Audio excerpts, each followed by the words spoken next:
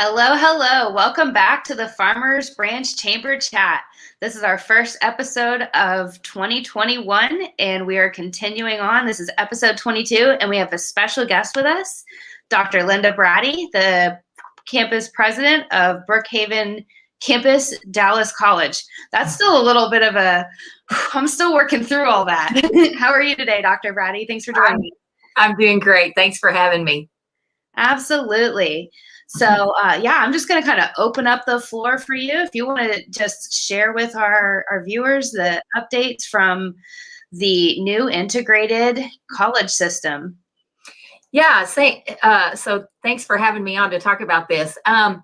So we actually last June transitioned from 7 independently accredited colleges of the Dallas County Community College District to Dallas College with 7 campuses. And so that might sound sort of semantics, but in terms of accreditation, it's very different. So the way we function has also changed. So we have a new organizational structure. And I could talk about the details of the structure, but probably what's more relevant for the community to understand is the reason that we transitioned from 7 colleges to 1 college. There are 2 reasons. One is to better serve our students, and the other is to better serve our community and have better opportunities for partnerships with our community members, businesses, industries, organizations. So as it was, our students received multiple transcripts from the different colleges if they attended more than 1 college. So it was pretty common if a student lived in between Northlake and Brookhaven, they might take classes on both campuses, but then they would get 2 separate transcripts. So at times when it was time for them to graduate, they didn't have enough credit from one of the colleges to graduate. So that was not a good thing. So now that we are 1 college, no matter where the student attends, they will get 1 transcript. It will be from Dallas College, and it will not indicate which campus they attended because it no longer matters. We're all one college. So that's a huge benefit to the students. Another benefit to the students is that we are going to be more consistent with our processes that the students encounter, right? Registration, financial aid, things like that. There were some consistencies before, but there were also some inconsistencies. So it's especially nice if the student's going to attend at more than 1 campus, that they're familiar with it. It feels the same.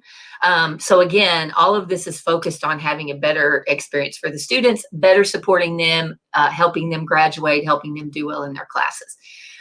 Because, we are an economic driver for Dallas County, right? We prepare part of the workforce for the businesses in the county. So we want to make sure that we're doing the best job we possibly can. So the additional benefit to the community, to potential partners, is that in the past, Brookhaven College focused on partnering with businesses and industries and organizations in the Carrollton, Farmers Branch, Addison area, right? That was our primary focus.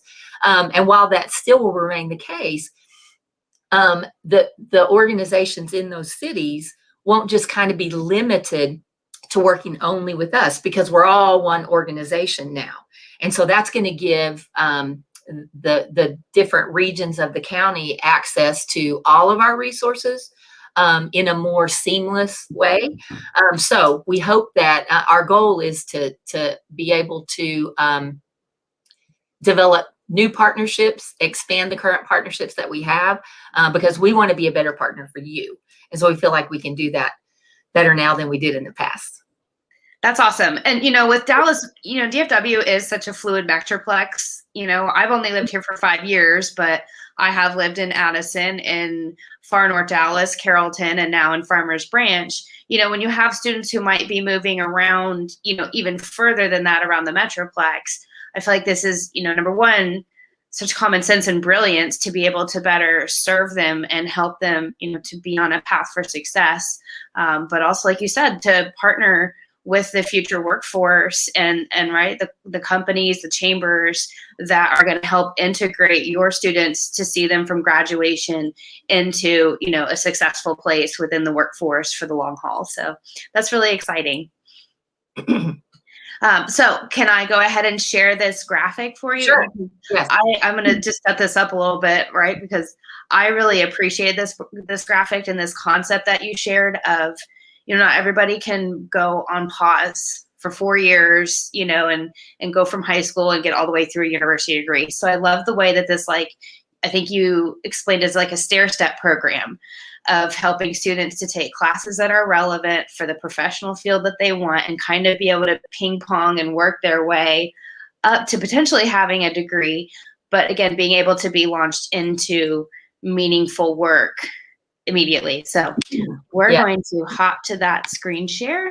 And if any of our listeners have questions, feel free to put them in the comments.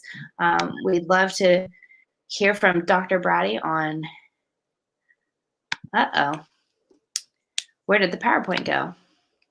Well, while you're pulling that up, Grace, I'll talk a little bit about one of the specific things you mentioned is that we are focusing more of our programs, particularly in the technical fields. We would like to have them front loaded with certifications early on that the students can complete, and then they can actually get a job in their career field, maybe at the entry level, and go ahead, instead of working at a fast food place and making minimum wage, they could actually work in their field and make a better, you know, hourly wage. And that will benefit them. It'll also get them some on-the-job training. It will get their foot in the door with companies, and then they can continue to take classes. And you can see that this is a little, it's kind of small, but if you're where you can blow it up and see it a little bigger, the basic idea is that we have this career-connected learner network with Dallas College and all of these faith-based organizations, other universities, other colleges, other service agencies like MetroCrest Services is the one in our area. You can see UNT Dallas, SMU, all of these things. We even have, you know, partners on here, business partners like Encore, American Airlines, AT&T. So we are looking to basically connect with as many entities in the community as possible to sort of get us all working toward the same goal of ensuring that we have a strong workforce that's well prepared for the jobs that we have. And, you know, there's been this, I don't know, seismic shift or something because of COVID with the jobs that have gone away and new jobs have taken their place. And so, you know, that happens on an ongoing basis, right? So we want to be there to make sure that we're supplying the workforce that you all need in the business community. So that's really what all that graphic is about. Yeah, so this is actually our new organizational structure on the academic side of things. So if you went to college or university, you know, you had a faculty member, they probably reported to a department chair, they probably had a dean, you know, there was a chief academic officer, a vice president or something like that. So now what we have is across the whole entire college, we have our academics divided up into schools. We have 7 of them, and they are focused on the career paths a student might take. So if you notice the one, manufacturing and industrial technologies, okay, that might not be a traditional sort of academic division people have heard of before. Business, hospitality, and global trade, we name them that way to try to indicate to students what the careers might be in those fields, right? If they take classes from this school, get a major, get a degree from that school, that's the sort of careers you might expect to go into. The bottom one, creative arts, entertainment, and design. I know when I was in college, I didn't have any division called entertainment. I might have wanted to major in that. But that's a big part of the North Texas region's economy, right? We have the hospitality and all of that. So on the right-hand side is what I was talking about earlier, that we have students who swirl and they attend multiple campuses, right? Used to be colleges. So there's this accreditation rule called the 25% rule. And so if they didn't complete 25% of their degree at the college that was granting it, then they couldn't be granted the degree. So the bottom line is that the unification eliminates that barrier. And that was the primary driver in why we did what we did. And so now our schools are better aligned with career paths for students.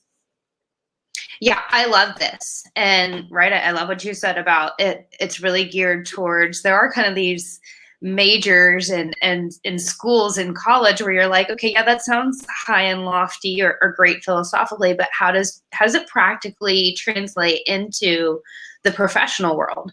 Mm-hmm. And so I really appreciate it. It seems like, organization, you guys have put a lot of thought into how is, this level of education going to be valuable and meaningful for all the stakeholders involved.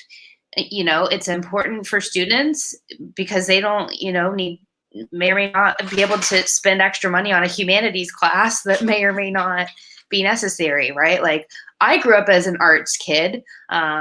So my mom made me take all those classes and I'm sure, it was really great. I enjoyed them, but I'm not really sure how I'm using humanities today and running a chamber. But right, so I like that this is number one, meaningful, valuable, intentional, so that students are getting the best value and businesses, as a whole are getting the right talent, the right people, integrated into our workforce. So. And, we have some general education courses built into our associate degrees. So I want to make sure that I sort of put in a good word for the liberal arts, right? That's a liberal arts foundation is a great foundation on which students can build. And so some of our associate degrees all have core classes that are from liberal arts, humanities, social sciences, that kind of thing.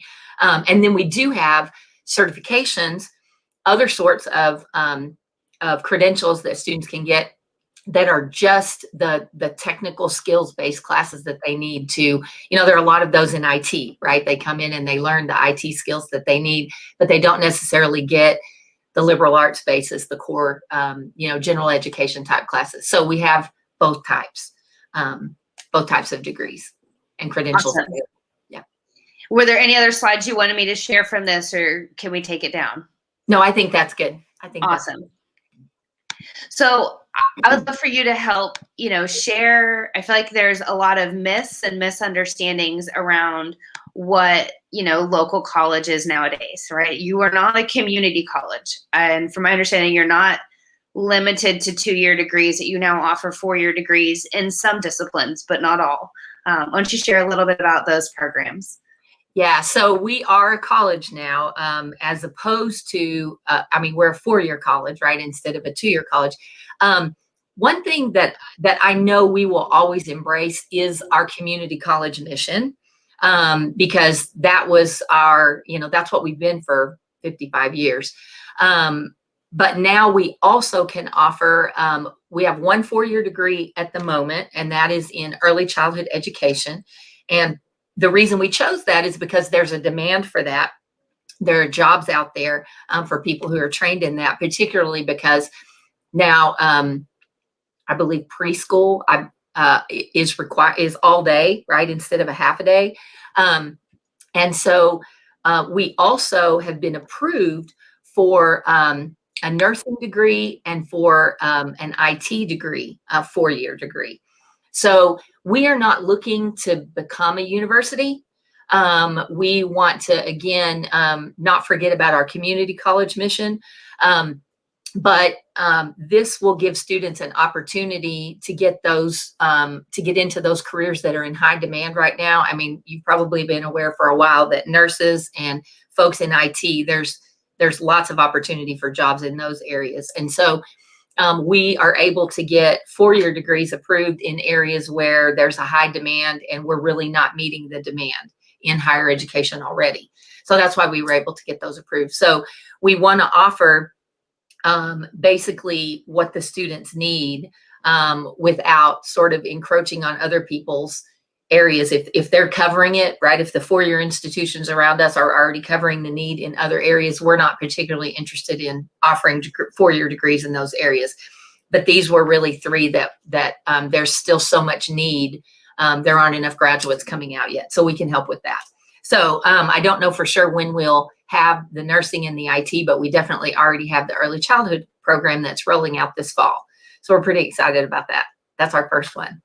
That's awesome. Yeah. That's exciting. And again, I think that this all pairs well because is it true some of the other campuses already or are going to have some of the other four-year programs? Is that correct? Actually, so the way we're structured now, sort of all campuses could teach all the programs. Now, what we're doing is like programs that require a lot of equipment. For instance, we have the Ford and program and the GMC program, right? The what am I trying to say? General Motors program. And Eastfield has the Toyota program. So those require tons of equipment, right? So we're not going to put that equipment in at every campus. That would not be a good use of our resources. But for programs like the early childhood education program that doesn't necessarily require a lot of equipment, we could theoretically offer that at any campus. And we want to place the classes where they'll be the most convenient for the students who really are looking to take those classes. So we have a new way, we have a centralized way now of creating our class schedule that looks at data based on what students have enrolled in the past and real-time data on what they're enrolling in at the moment, as well as survey data where we've surveyed them to ask them what they're looking for. So we try to tailor our course offerings, not just how many sections of algebra, but also what locations should those be to make them the most convenient for our students. So the data is really going to be driving where we offer which courses in the future. That's so brilliant. I think that there is, still a lot of mentality of the question of colleges, community college levels, being able to stay relevant and compete in these areas. And, this is just so exciting. I mean, I went to a small community college, back in Florida where I'm from. And I mean, fortunately, we only had 2 campuses and whatever else. But, the system can be very difficult to navigate. Even when I went on to university, I accidentally signed up for classes on another campus that I didn't even realize I had done. And right, like I can just only imagine the financial aid process if a student has gone to multiple schools. And so this is just really exciting what you guys are offering in this integrated system. So one thing I can share with you, you were talking about that navigating the system can be difficult. So you don't have to put that graphic back up, but the one about the Career Connected Learner Network. And we had universities on there that we partner with. So we have a current project underway that we just really kicked off a research project that we're going to be undergoing with 4 of our partner universities, the top 4 universities where our students transfer. And we're working on really taking a hard look at transfer and trying to make that handoff better. And so we're going to be working on that all spring to get the data and then figure out what we can learn and figure out how to make things better. So even navigating coming to the community college first, it might be closer to where you live. It probably is cheaper to begin with, but the courses will transfer to the university. And so that's you mentioned you attended community college. There are lots of people who I talk to that say, I started at a community college and then I went to a university. And so we want to make that transition as smooth as possible. And we want students to be successful when they get to the university. So we want to make sure we're doing the best job we can with the rigor in the classroom, making sure that they get the content that they need so that they're prepared to succeed when they get to the university, not only to finish credentials with us and degrees with us, but to go on if that's what their goal is. That's awesome. So much thought has clearly been put into this. And, I'm sure that's been a lot of feedback from the community as well. That's helped you guys to really, navigate and build this. So thank you. Yeah, sure. I'm going to go a completely different direction. Hopefully this isn't too much of a surprise for you, but I'm sure and maybe most of our listeners out there now know that the Starwood Cafe is open at the shops of Mustang Station. And there was an art installation by students from your college. Do you want to share a little bit about that? I'm going to work on pulling up a picture real quick. Well, so I wasn't directly involved with any of the selections, but what I can tell you about Brookhaven is that we have long been known for our fine arts programs. In fact, we have an additional separate accreditation from a fine arts association for those programs at Brookhaven, which means, you know, we've kind of gone a step above what you would normally expect. And there has been an outside body that has come and looked at our programs and sort of put their stamp of approval that these are really excellent programs. We have some equipment. We have this building F where all of our equipment is. And I'm amazed when I go out there and look around at all of the quality and the diversity of the equipment that we have, you know, all the kilns and things like that, but all sorts of artistic projects can be undertaken, screen printing, all sorts of stuff. So it's fun to go over that building and look around. We even have our own galleries for art displays that we bring in from time to time. We don't have any in place right now because of COVID, but we typically keep those on display. So yes, we have art from our students in my where my office is in the administration building. The art on the walls is either from our faculty or from our students. And there's some really great stuff there. So yeah, we're really proud of our fine arts programs. That's awesome. I've got a picture pulled up here. I'm just going to pop through these really quickly. Chrome tab. Here we go. Yeah, so these are some of our chamber members and other people in the local community with this. So for those of you who have not seen this new piece of art here, please go down to the shops of Mustang Station and support one of our new restaurants and cheer on our local artists. Very cool. So, yeah, that's great. We're always excited. Dr. Braddy. Now to the fun questions. Okay. So, you know, first of all, you and I stepped into our roles about the same time, the end of 2019, and then wham, COVID hit. And, you know, I think this has been a strain on a lot of organizations. It's a strain on leaders who are trying to care for their staff, you know, care for your students, take over an organization. You've had a lot on your plate the last year and a half. So just share with us, you know, as a leader, what are some things that you do, you know, both personally and professionally to keep yourself mentally, emotionally healthy so that you can best serve all of these people that you touch, from, again, staff to students to the community as a whole? Mm-hmm. Well, you know, one thing I've realized recently is, you know, I was a faculty member. I was a math professor for 11 years. So I was, you know, with students all the time. So as I've moved through my career, I became a department chair, then I became a dean, then I became a vice president, and then a president. So unfortunately, each of those steps removes me further from the students in general. So I have to make more concerted efforts to interact with them. And so some of the things I was doing at Brookhaven when I first came before we went remote for COVID, which was only 4 months, if you can believe it. I was only here 4 months before that hit. So I would interact with the PTK chapter, the Phi Theta Kappa chapter. It's our honor society, you know. We have a student activities council, and they elect officers and stuff. So I got the chance to interact with them on a fairly regular basis. But it's harder. I find it's harder. You have to be more deliberate about interacting with them. So having said all of that, I think I took for granted the interaction with employees that I would have face to face. And with COVID, we have had to be really, really deliberate about interacting with employees virtually. And here's something interesting, is the whole thing of turning on your camera, right? I mean, if you're on a big Zoom call, WebEx call, whatever tool you use, right? We also use Teams or Blackboard, all that, right?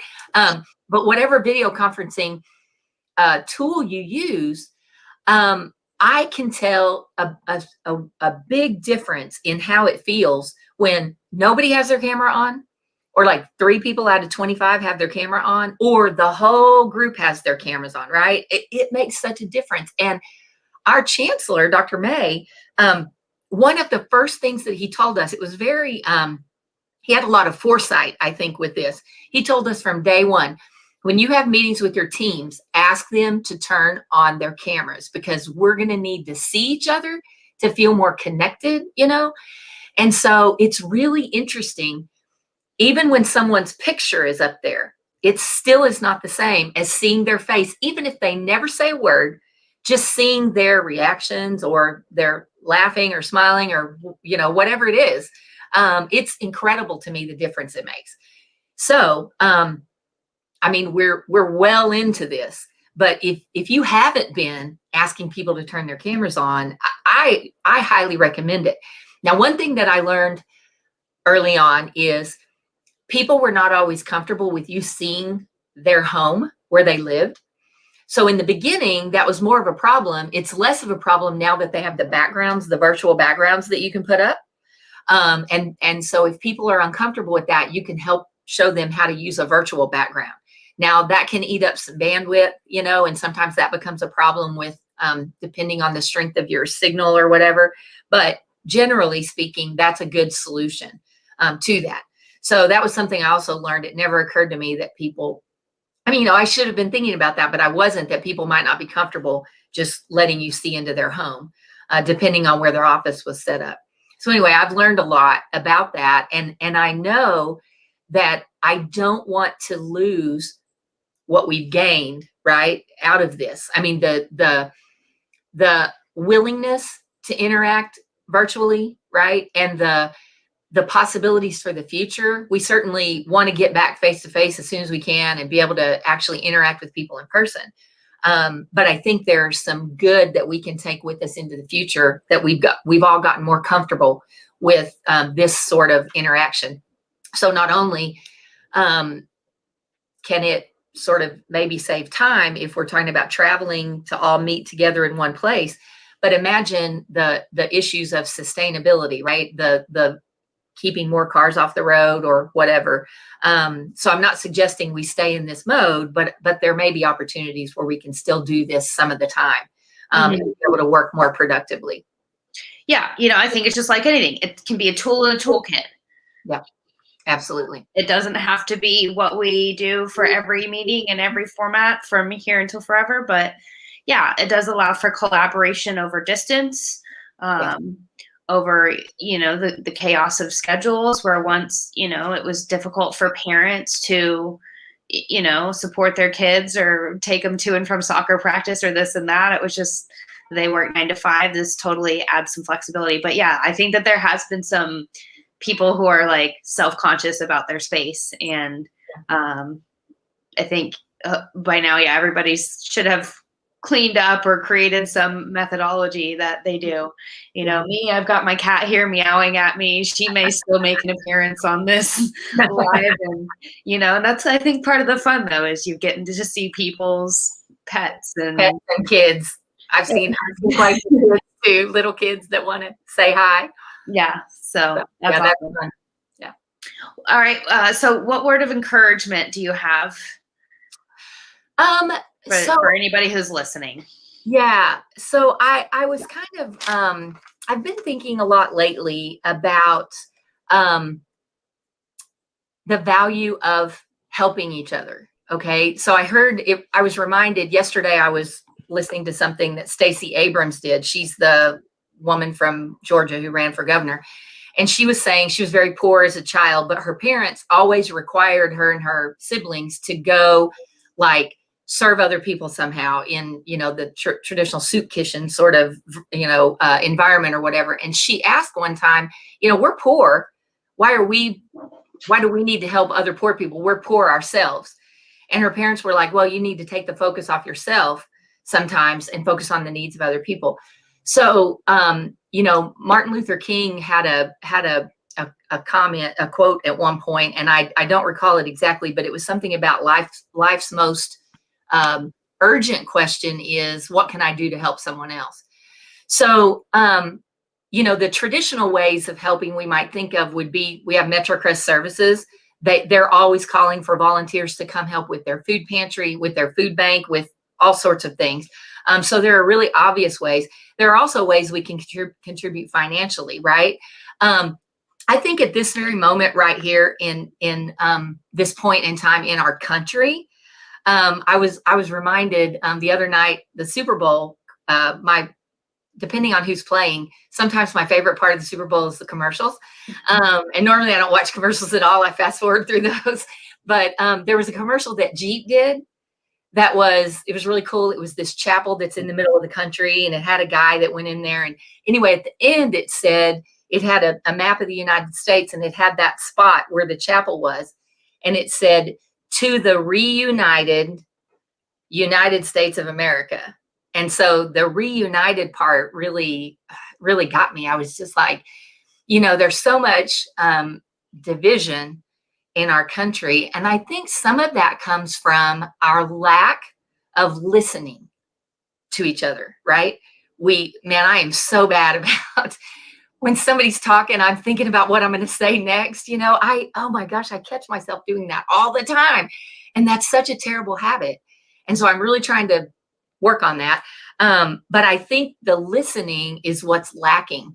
So I would encourage people to initiate conversations with people that you don't usually hang out with, people that you don't usually have conversations with, people who are different from you, people who have different views from what you have, and just listen to why they have the views they have. Nobody says you agree with them. Nobody says you have to agree with them. I just think if we heard more of people's hearts about where they're coming from, what their life experiences have been that has shaped them and brought them to the place where they are, listen to the struggles they have had. We've all had our own struggles, but how aware are you of the struggles that other people different from you have had? So that's definitely a work in progress for me.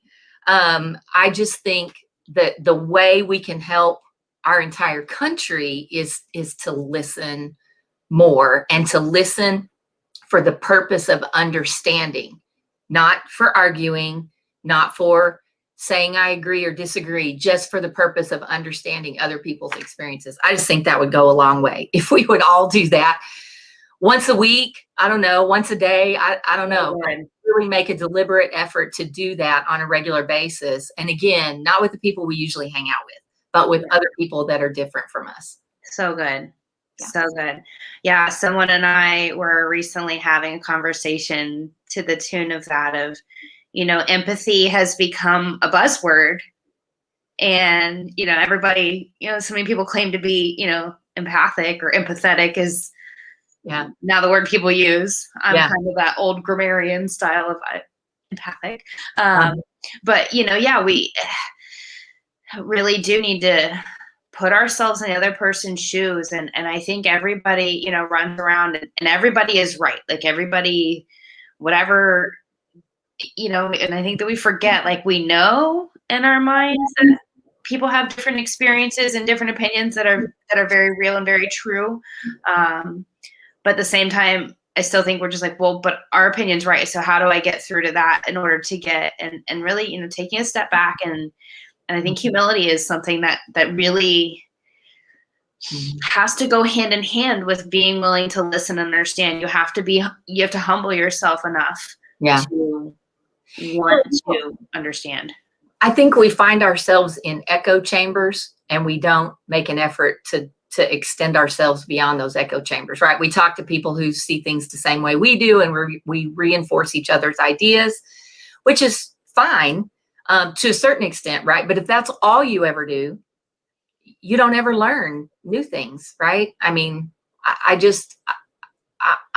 have always been a learner, right? I'm a lifelong learner. I'll always be that way. And I don't know if everybody feels that way, but even if you don't, I just think it's good to learn new things sometimes. And that's the only way that we can learn stuff we don't know already, right? And we might find out some of the stuff we thought we knew that maybe that wasn't right, or maybe there's another perspective. So anyway, I am trying to stay out of the echo chamber as much as I can and hear other perspectives that are different from mine. That's awesome. I feel like it's so cool that you shared on that. I didn't, you didn't tell me ahead of time. I didn't expect this, but it's something that I have also been recently pondering. I'm into both personal and professional growth, and you see quotes like, you can learn something from anyone. And so I have recently been like, okay, how can I learn something from this person? Like, what wisdom do they have to share of life that I might not know? And it doesn't matter whether they're older, younger, whether I think they're smarter or not, or, and again, breaking all those barriers and all of those misbeliefs or preconceived notions or judgments we have about people, and really being like able to just humble yourself and say, what can I learn from this person? What piece of value of life can they give me that, can never be taken away, and that is special and unique to them. And I think that's neat. So awesome that you shared that. Thank you, Dr. Braddy. You're welcome. Thanks for having me. This was fun. Absolutely. Well, you are a gem to our community. I'm so bummed that the world shut down just as soon as you got here. And I know you haven't gotten to get out and meet as many people or engage in the ways that you'd like to. But thank you for your ongoing partnership and support of our chamber. And we look forward to, continuing to build the bridges and relationships for us as a business community with the college, the school district, and all of our key stakeholders. So, and thank you for those of you who have listened in. If you appreciated this webcast, please, by all means, share it. Let a friend know that Dallas College is a whole new system, and we're all here just to serve the community. So thank you. Thank you. Be sure to join us next week. We will continue to have these Tuesdays at 2 p.m. And be sure to follow us on Farmers Branch Chamber Facebook, LinkedIn, Instagram. Subscribe to our newsletter on our website. We've got a lot of new events and programs for you guys. Have a great day.